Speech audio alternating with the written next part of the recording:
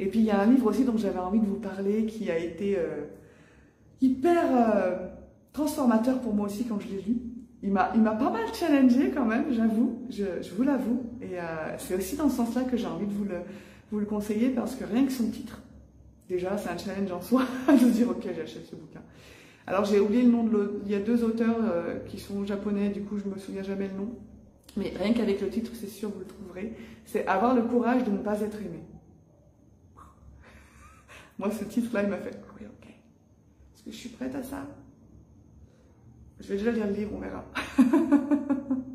Mais vraiment, voilà, si vous avez la possibilité que ça résonne pour vous, que vous sentez que ça vous challenge, ben, j'ai envie de vous inviter du coup à l'acheter. Il est très facile à lire parce qu'en fait, il se présente sous la forme d'une discussion entre un maître et son disciple.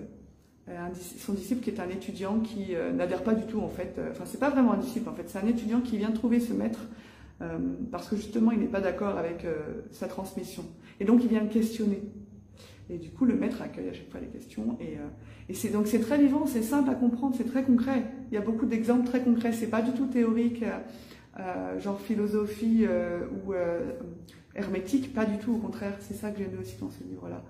Et il m'a donné, il m'a donné matière à digestion et c'était vraiment précieux.